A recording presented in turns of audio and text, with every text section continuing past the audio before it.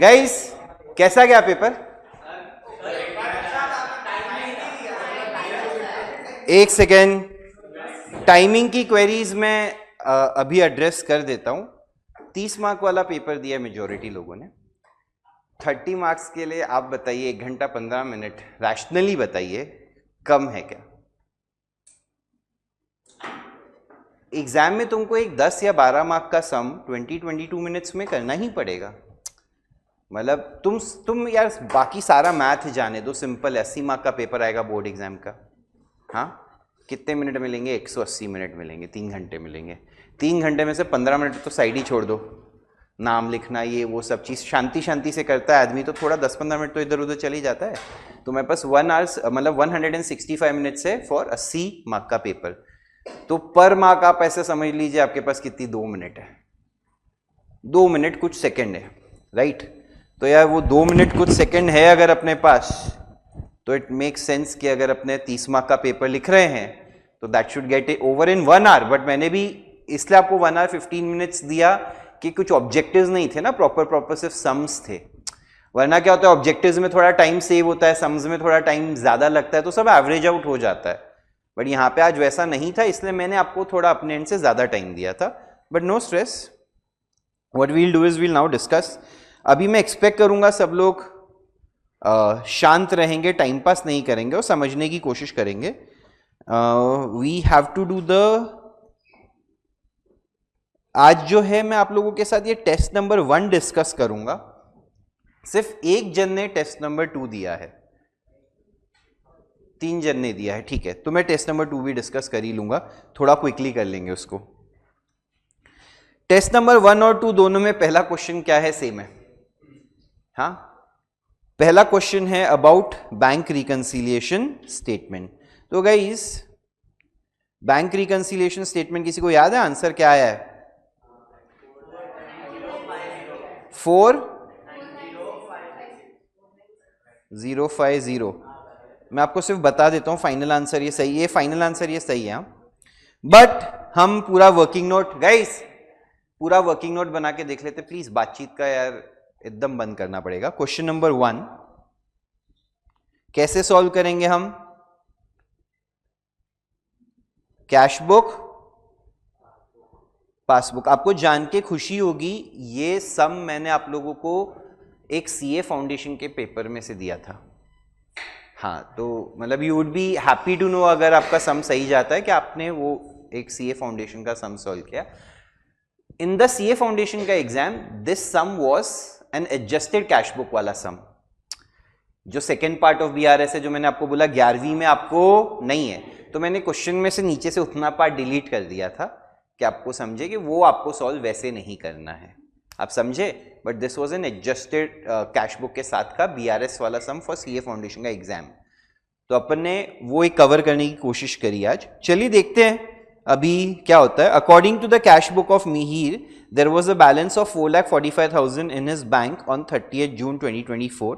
On investigating, you find that checks amounting to 60,000 issued to creditors have not been presented for payment till the date. तो 60,000 के checks हमने issue किए हैं, ये deposit side है, ये विड्रॉल पेमेंट, ये विड्रॉल पेमेंट, ये डिपॉजिट। जो बच्चे मेरे साथ बीआरएस फर्स्ट टाइम पढ़ रहे हैं, आप लोग ये वाला मेथड यूज करते हैं क्या? कुछ ऐसे करके कैसे करते हैं आप लोग वर्किंग नोट? ऐसे ही बनाते हैं? चलो बहुत ही बढ़िया। तो 60,000 के चेक्स हमने इशू किए हैं, तो कैश बुक में पेमेंट साइड पे हम लिख देंगे 60,000। जो जैसा हुआ है उसको वैसा लिख दो, कुछ भी सुधारने की आवश्यकता, सिर्फ फैक्ट स्टेट करने हैं, ठीक है? चलिए आगे चलते हैं। Next, cheques paid into bank 1,10,500, out of which cheques amounting to 55,000 only collected by bank up to 30th June। तो हमने कितने के चेक्स डिपॉजिट किए हैं? 1,10,500 के, उसमें से कितने के चेक्स कलेक्ट हो गए हैं? 55,000। तो यहां पे आएगा 1,10,500, यहां पे आएगा 55, ये कैंसिल हो जाएगा, 55,500 रहेगा।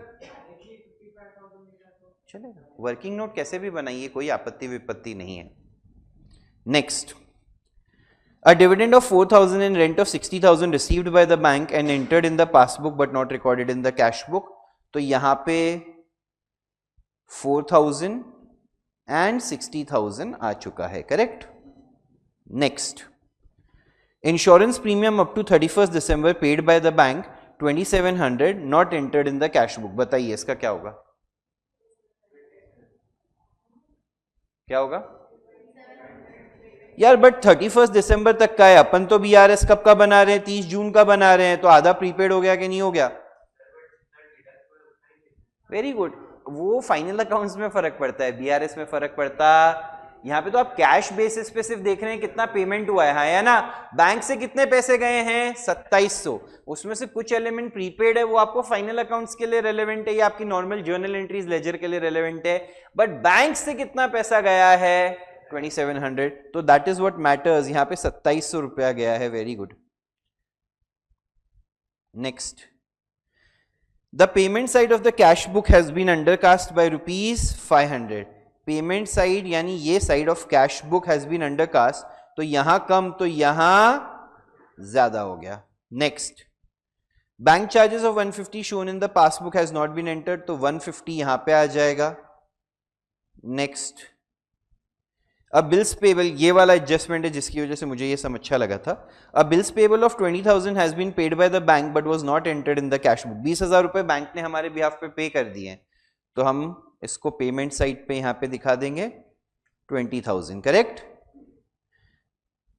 सॉरी मैं श्योर नहीं हूं, यहां पे आएगा, देख लेते हैं पहले कहां पे आएगा। नेक्स्ट क्या दिया है? A bill pay or and bills receivable of 6,000 has been discounted with the bank at a cost of 100, which had also not been recorded in the cash book. 6,000 का बिल रिसीवेबल है, हमने bank के साथ 100 रुपए के discount में कराया, 100 रुपए का डिस्काउंट में हमने उसको डिस्काउंट कराया, तो बेसिकली हमारे पास कितना पैसा आया? 5,900।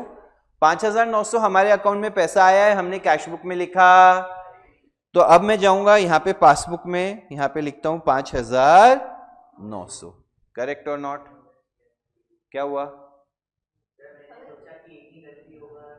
एक ही गलती है, रेक्टिफिकेशन ऑफ एरर्स कहाँ है? मैंने बोला था रीजन फॉर डिफरेंस एक ही, हाँ, बट यहां पे तू देखेगा तो क्या है, कहां पे ऐसा बोला है कि एक जगह पे 6,000 लिखा है? बताइए। 6,000 का बिल है, 100 रुपए का डिस्काउंट है, तो बैंक तो 5,900 ही लिखेगा ना। उसमें कोई एक गलती, दो गलती या एक एडजस्टमेंट, दो एडजस्टमेंट का एक्चुअली बात ही नहीं है इसमें।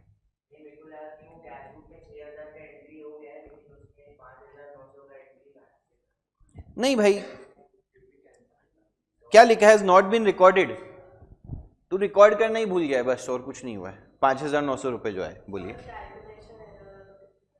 वो तो देख पे यार, ऐसे 10 मार्क का सम है, 7 एडजस्टमेंट है, जिसमें लास्ट वाले के, तो मैं अभी आपको जैसे ये सम का एक स्टैंडर्ड आपको बता देता हूं।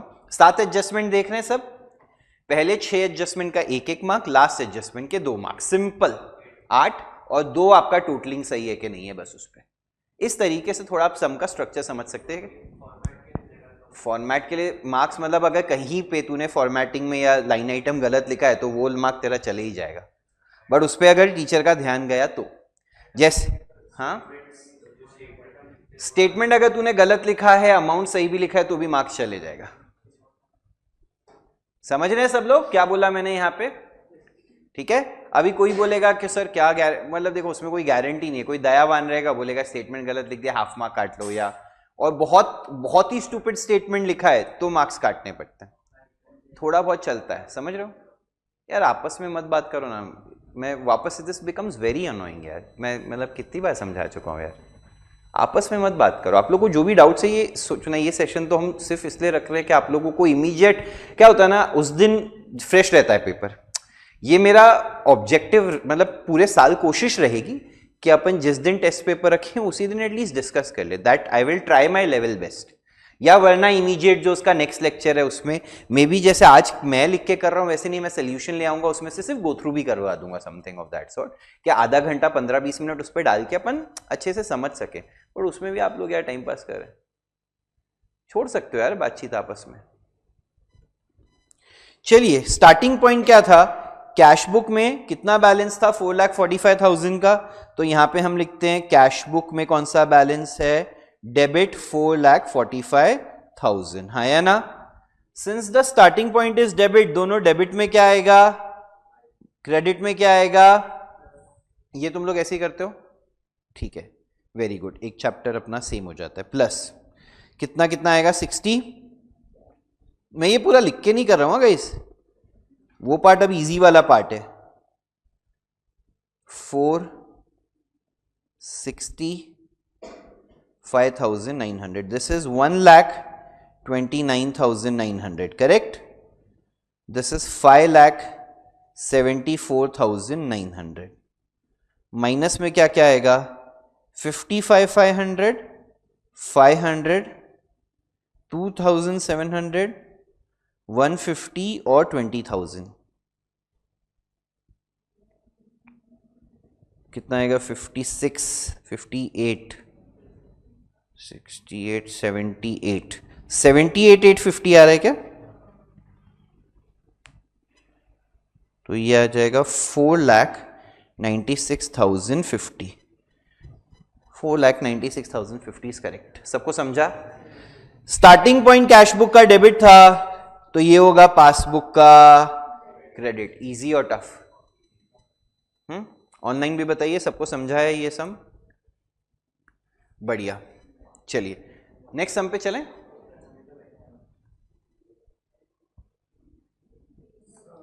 बोलिए।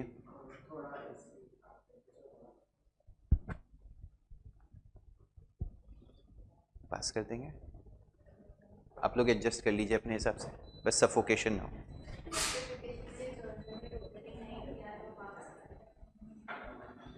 यार इसका कुछ स्टैंडर्ड नहीं है, मैं वही बोल रहा हूँ ना, जैसे मेरे जैसा टीचर रहेगा ना, आप चेक करते हो, उसके लिए मार्क्स नहीं काटेगा। मैं बोलूँगा क्योंकि लाइफ में आगे चल के तुमको टोटल लेना ही नहीं है, मैं वो स्किल क्यों टेस्ट करूँ, बट 1 मार्क तो इजीली कट सकता है। चलिए, कैसा लगा रेक्टिफिकेशन का सम? वापस ये भी आपका सीए फाउंडेशन के एग्जाम का सम है, 10 मार्क्स।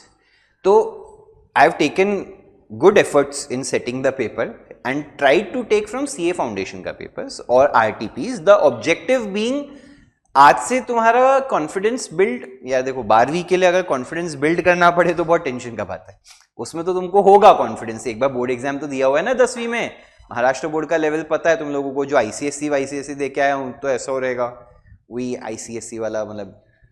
तो 12th के लिए मेरे को तुमको तैयार करने की जरूरत नहीं है, वे वी नीड प्रिपरेशन या कॉन्फिडेंस है CA फाउंडेशन। तो अगर तुम देख रहे हो 2 सम हम CA फाउंडेशन के कर पाए, मैं इसलिए ना जो 11th के टॉपिक CA फाउंडेशन में ना उनको बोनस बोलता हूं। बोनस किस सेंस में, अगर पेपर में मुझे BRS दिखता है और रेक्टिफिकेशन दिखता है, या और कौन से चैप्टर्स में बोनस मानता हूं, जैसे डेप्रीसिएशन, आज जो एक सम दूसरे वाले पेपर में डेप्रीसिएशन का था वो भी CA फाउंडेशन के पेपर का सम है, तो वो सारे सम्स को मैं बोनस क्यों मानता हूं यार, क्योंकि 20 मार्क अगर इनमें से आ जाए तो तुम सोचो कितना इजी हो जाता है पास होना। तो इसीलिए प्लीज ये सब छोटे टॉपिक्स हैं, बट इनको फोकस मत हटाना, ठीक है। चलिए let us solve question number 2।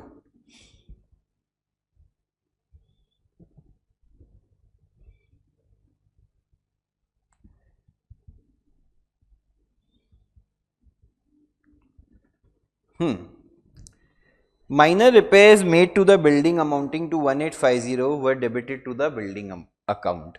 अगर हमने बिल्डिंग के लिए रिपेयर्स किया है, करेक्ट एंट्री क्या होना चाहिए था, रिपेयर्स टू बैंक या कैश, जो भी लिखना चाहे, करेक्ट। कितना 1850, इसको हमने कहाँ कर दिया,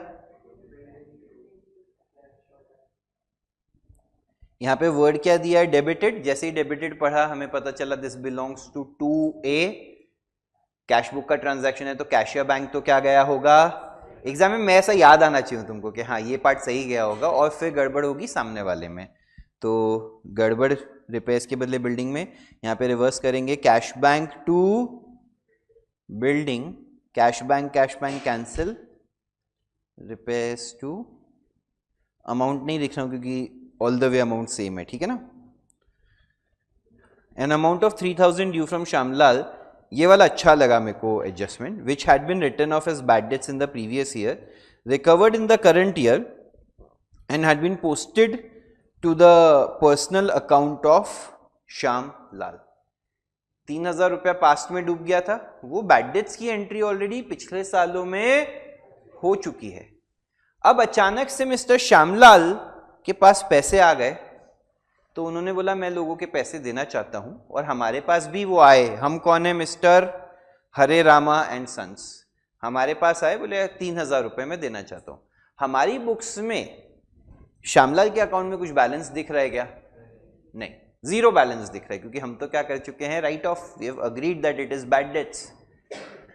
अब अगर पैसा आ रहा है तो हम क्या बोलेंगे? हमारा कैश। अभी आप लोग ने 11वीं के हिसाब से सॉल्व किया तो आपने कैश लिखा रहेगा, तो कैश का असेट बढ़ जाएगा। श्यामलाल का, sorry, I am really sorry, CA foundation के लिए लिखेगा तो बैंक, 11th के लिए जनरली कुछ नहीं बोला होता है तो कैश लिखते हैं, बट कोई प्रॉब्लम नहीं है इसमें। 2 बैड डेट रिकवरी आएगा कि नहीं आएगा? गाइज हमारे लिए तो ऑलरेडी अकाउंट में जीरो बैलेंस है, तो जो भी पैसा आ रहा है वो हमारा फायदा है कि नहीं है?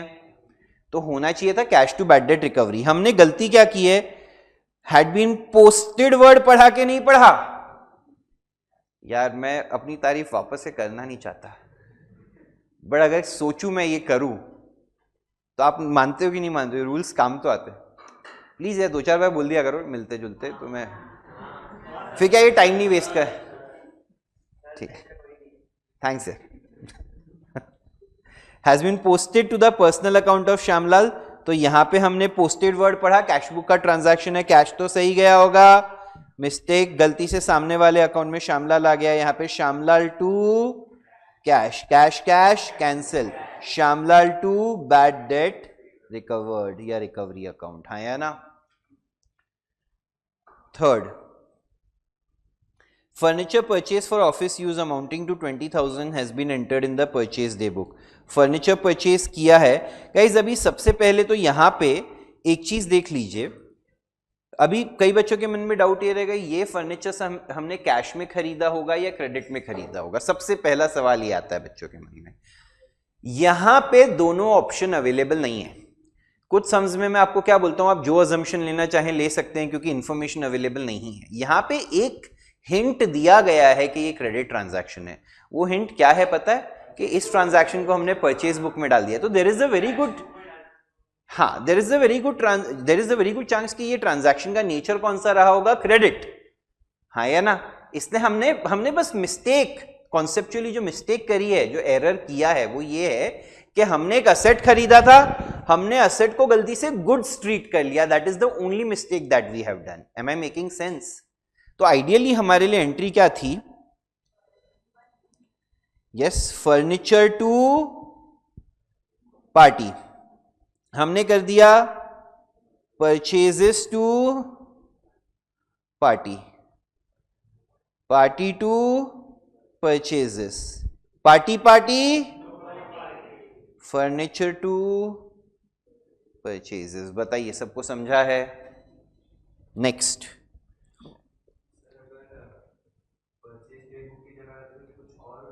तो समझ ऐसा दिया होता, furniture purchase for office use amounting to 20,000 has been recorded in the cash book as purchase of goods. तो रॉन्ग एंट्री हो गया, purchases to cash. Correct entry होना चाहिए था फर्नीचर टू कैश, बैंक या जैसे।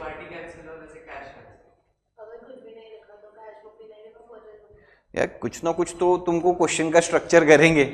मतलब मैं अभी, तुम चाहते हो मैं एक ऐसा क्वेश्चन बताऊं जिसका आंसर ना हो सके? This is wrong expectation, sorry. थोड़ा सा अपन मिडिल क्लास टाइप के टीचर है, इतना अपना हाई स्किल नहीं है कि मैं एक ऐसा क्वेश्चन ही बना दूं जिसका आंसर नहीं बन पाएगा। तो आएगा तब देखेंगे कभी, ठीक है ना?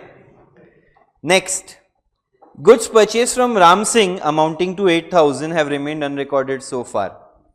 बहुत easy, purchases to Ram Singh, wrong entry कुछ नहीं है, यहां पे भी आ जाएगा purchases to Ram Singh. Next, college fees of proprietor son 15,000 has been debited to audit fees account. College का फी, अरे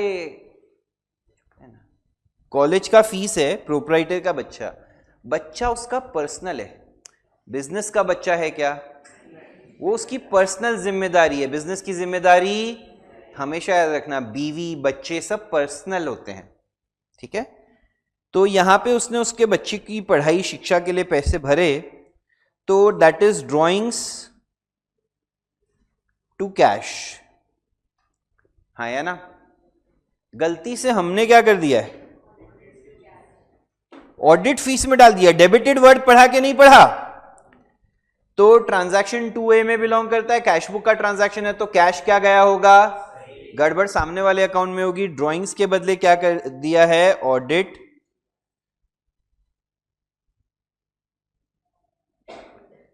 cash to audit fees, cash cash cancel drawings to audit fees. Please बताइए कोई डाउट है इसमें। नेक्स्ट, अमाउंट्स में किसी में नहीं लिख रहा हूं क्योंकि सम वैसा दिया ही नहीं आज अमाउंट के कॉम्प्लिकेशन वाला। Receipt of 4500 from Meet Kumar credited to Pinky Rani. अब ये ना मेरे को एकदम शक जाता है कि ये एरर किसी से कैसे हो सकता है। मेरे को कोई लड़का इज्जत से आके पैसे देखेगा, मैं लड़की के नाम पे लिख दिया, मतलब इसके अंदर कुछ तो झोल है ना, जो अकाउंटेंट है उसमें। तो वो पिंकी मैडम के बारे में सोचते सोचते पिंकी मैडम के अकाउंट में पैसे लिख दिए। Receipt of 4500 from Meet Kumar, correct entry क्या होना चाहिए, cash to Meet has been credited. Guys वापस से क्रेडिटेड वर्ड पढ़ा, कैश बुक का ट्रांजैक्शन है 2A, कैश तो सही गया होगा तो वो डेबिट कर दिया, और क्रेडिट कहां हो गया, Pinky with an I, Pinky to cash.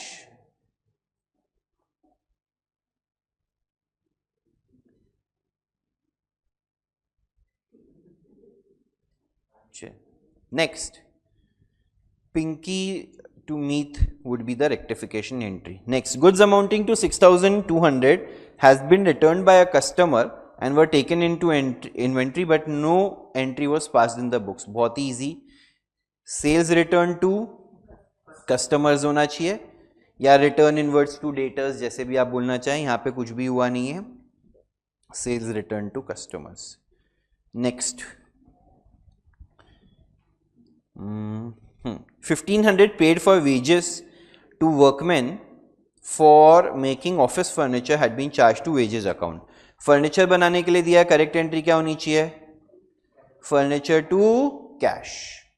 हमने गलती से क्या वर्ड दिया है, डेबिटेड वर्ड दिया है, नहीं चार्ज वर्ड दिया है, फिर भी फॉल तो 2A में ही करता है, कैश बुक का ट्रांजैक्शन है, कैश तो ही गया होगा, ये हो गया wages to cash, cash to wages, cash cash, furniture to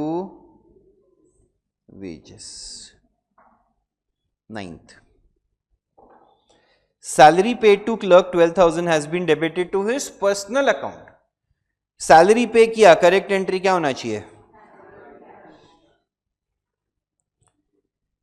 has been क्या लिखा है, डेबिटेड, 2A में फॉल कर रहा है, कैश बुक का ट्रांजैक्शन है, कैश तो सही गया होगा, टू हिज पर्सनल अकाउंट मतलब क्लर्क्स पर्सनल अकाउंट, अभी नाम नहीं दिया है, श्याम या जो भी नाम हो, अपने को कुछ भी नाम मैं आजकल लेता ही नहीं एग्जाम्पल में, क्योंकि तुम इतने बेकार हो गए हो ना, इसलिए मैं कोई नाम ही नहीं लेता हूं। तो क्लर्क्स पर्सनल अकाउंट हमें लिखना पड़ेगा क्योंकि कुछ नाम क्वेश्चन में दिया हुआ नहीं है, जो भी उसका नाम रहेगा XYZ उसके अकाउंट में चलेगा, आप समझे।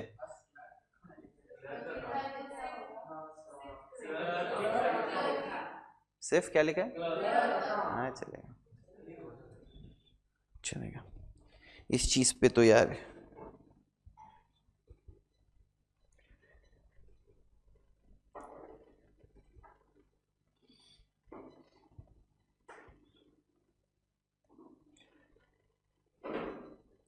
last but not the least, a purchase of goods from Raghav amounting to 20,000 has been wrongly entered through the sales book.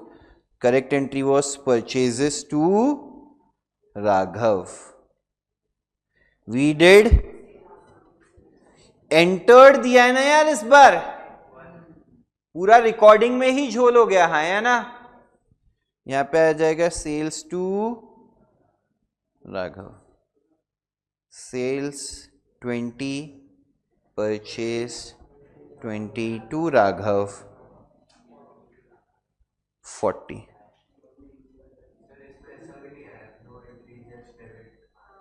नहीं दिया वैसा। मैं तुमको बोल रहा हूं ना, ये सारे चैप्टर्स बोनस चैप्टर्स हैं अगर आपके सीए फाउंडेशन में आए तो। आज ही तुमको दोनों सम सीए फाउंडेशन से करा के दिखाया, तुम मेरे को बता दो इसमें कुछ भी कॉम्प्लिकेटेड लगा क्या? हाँ हाँ, ये पार्ट 1 के ही समझे तुम, मतलब पार्ट 1 टाइप के हैं but covered in your CA foundation exam. किसके दोनों पूरे सही हैं अभी तक? ओके, वेरी नाइस, वो ठीक है। टोटलिंग इज ओके, सही है, दोनों पूरे। अब यहां चल के मैंने थोड़ा आलस किया है, आलस तो नहीं किया है बट ये चीज एक्चुअली अवेलेबल नहीं थी इसमें सीए फाउंडेशन के पेपर्स में।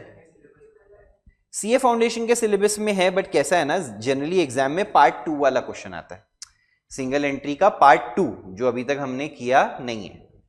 तो सीए फाउंडेशन में ऐसे सम्स कम आते हैं, या आए भी होंगे तो मुझे वो पेपर मिला नहीं। मैंने 2-3 पेपर खोल के देखे, उसमें वो 2 मिल गए थे, ये मैंने गवर्नमेंट टेक्स्ट बुक से दे दिया।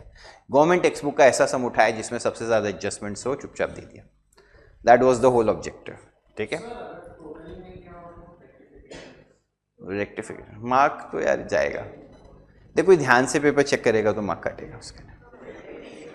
चलो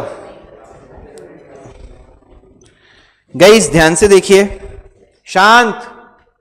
debtors asset, creditors liability, government bonds asset, overdraft liability asset, asset asset asset liability asset, हाँ या ना? मैं ओपनिंग कैपिटल का सीधा नंबर बता रहा हूं यार, ये तो गवर्नमेंट टेक्स्ट बुक का सॉल्व्ड सम है। ओपनिंग कैपिटल विल बी 61,000, मैंने इनफैक्ट ये क्लास में कराया हुआ है last week, and closing capital will be 98,500। किस किस का सही है opening closing capital? Very good, online सबका सही है, ठीक है।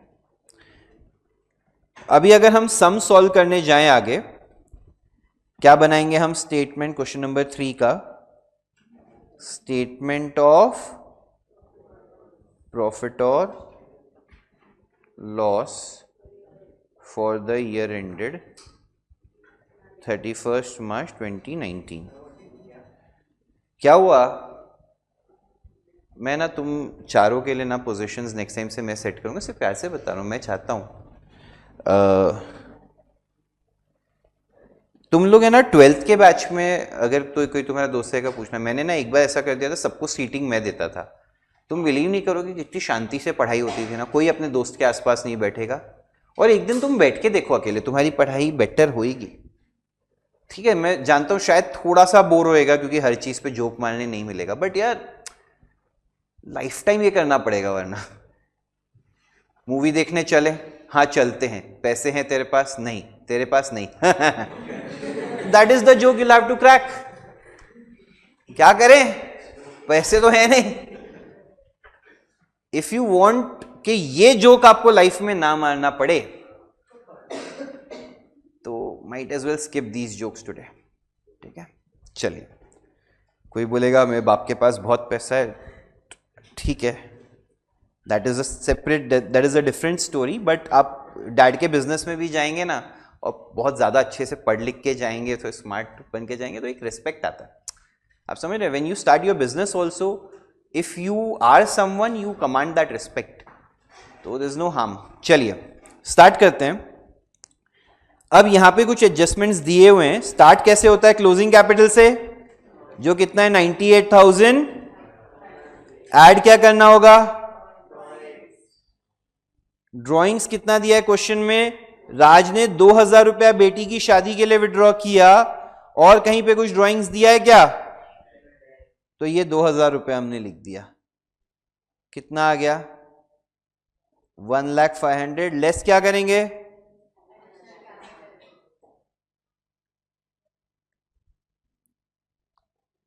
एडिशनल कैपिटल कितना दिया है 6000 और कब डाला है 1 अक्टूबर को। ये 1 अक्टूबर का इंफॉर्मेशन मुझे कब काम आएगा जब मैं इंटरेस्ट ऑन कैपिटल कंप्यूट कर रहा हूं, अभी के लिए मुझे कोई फर्क नहीं पड़ता है। हाँ एक चीज है यहां पे जो स्टेटमेंट लिखते हैं ना एडिशनल कैपिटल इंट्रोड्यूस ऑन करके 1 अक्टूबर डाल दोगे तो ज्यादा प्रेफर्ड रहेगा। जनरली हम क्या लिखते हैं additional capital introduce during the year, क्योंकि हमारे पास डेट जनरली हर समय होती यहां पे है, तो आप लिख दीजिए एडिशनल कैपिटल इंट्रोड्यूस्ड ऑन 1 अक्टूबर, हाँ या ना। तो कितना है 6000, 94,500 लेस क्या होगा जो है 61,000,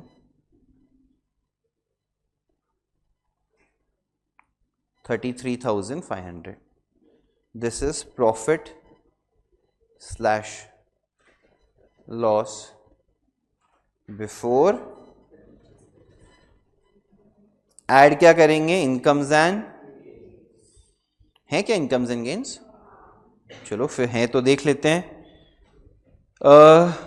stock was over valued, stock over valued है तो कम होएगा, ये तो लॉस हो जाएगा।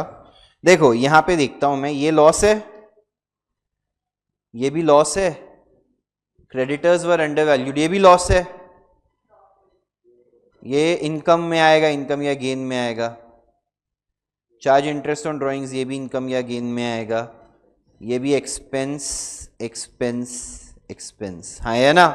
मतलब एक्सपेंसेस लॉसेस इनकम्स गेन्स को वो टर्मिनोलॉजी क्या यूज किया उससे मैटर नहीं करता, ठीक है। तो इनकम में मेरे पास कितनी इनकम यहां पे नजर आई, इनकम या गेन में दो, एक तो गवर्नमेंट बॉन्ड्स का और एक इंटरेस्ट ऑन ड्राइंग्स का। तो पहले गवर्नमेंट बॉन्ड्स का कर लेते हैं। क्या लिखा है 10% government bonds were purchased on 1 अक्टूबर। ऊपर देखिए गवर्नमेंट बॉन्ड्स कितने के दिए हैं, 20,000 के दिए हैं कि नहीं दिए। 20,000 के गवर्नमेंट बॉन्ड्स हमने 1 अक्टूबर को खरीदे हैं, तो मैं यहां पे जाऊंगा, लेस ऐड करूंगा इंटरेस्ट ऑन गवर्नमेंट बॉन्ड्स। 20,000 पे क्या रेट ऑफ इंटरेस्ट दिया है 10% फॉर 6 मंथ्स, क्योंकि 1 अक्टूबर को खरीदा है, तो ये 1000 रुपये आ जाएगा कि नहीं आ जाएगा। और एक चीज क्या है इंटरेस्ट ऑन ड्राइंग्स, ड्राइंग्स का अमाउंट कितना है गाइस 2000 रुपए, 10% पे, ये भी कितने महीने के लिए लेना पड़ेगा, क्योंकि इवन दो डेट नहीं दिया है, ड्राइंग्स के बारे में कुछ नहीं बोला होता है, तो कितना महीना लेते हैं, ये 100 रुपए आएगा, करने की भी जरूरत नहीं है, सेम ही है, सिर्फ एक जीरो कम है। ड्राइंग्स में कुछ नहीं बोला होता है ना, तो वी ऑलवेज अज्यूम 6 मंथ्स। उसका एक लॉजिक रहता है कि टोटल ड्राइंग्स को हम अज्यूम करते हैं वो during the year evenly spread होंगी। इवनली स्प्रेड होंगी का क्या मतलब है कि अगर तूने समझ पूरे साल में 2400 रुपए विड्रॉ किए हैं, तो मैं मानूंगा तूने हर महीने के मिडल में 200 रुपए विड्रॉ किए, तो तू एवरेज इफेक्टिव देखता है पीरियड, तो 6 महीना आता है। इसका डेप्थ में कैलकुलेशन मैं आपको जब admission of partner CA foundation का सिखाऊंगा तो कराऊंगा, समझ लो। नेक्स्ट, ये 1100 हो गया, ये 34,600 हो गया कि नहीं हो गया। लेस क्या करेंगे एक्सपेंसेस एंड लॉसेस। अभी क्या क्या है एक्सपेंसेस एंड लॉसेस में, पहला तो बैड डेट्स 2000 है और आरडीडी कितना है 5%। ऊपर डेटर्स देखो कितने का है 50,000, तो 50 में से 2000 और फिर बचे हुए 48,000 पे कितना परसेंट 5%। अभी इसमें ना ये चीज एक तुमको सिर्फ सिखाने के लिए सिखाता हूं, ये अगर मैं रियलिटी में कर रहा रहता ना तो मेरे को आइडियली बिल्स रिसीवेबल को भी कंसिडर करना चाहिए। At least I should provide some percentage on bills receivable as well, even तो यहाँ पे कैटेगोरिकली डेटर्स बोला है, मैं मना नहीं कर रहा हूं, बट इफ रियलिटी में मैं ये कर रहा होता एज एन अकाउंटेंट तो मैं ये बोलता क्या बिल्स रिसीवेबल में से भी कुछ डूबने की संभावना है और उस पर भी हम प्रोविजन क्रिएट करते हैं। जस्ट एक्सप्लेनिंग के ऐसा होता है, बट ठीक है फॉर नाउ कोई फर्क नहीं पड़ता क्योंकि नीचे भी डेटर्स ही बोला है।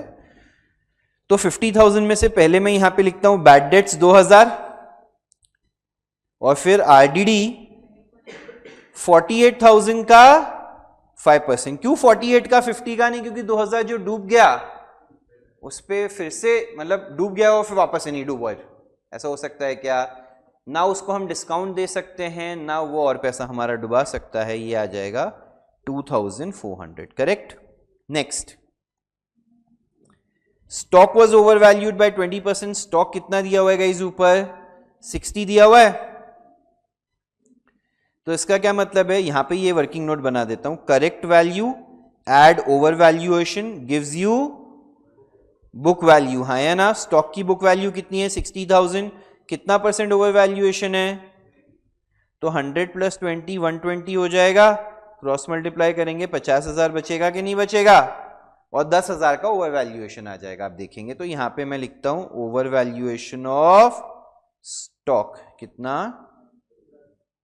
10,000. Next, creditors were undervalued. तो correct value minus undervaluation gives you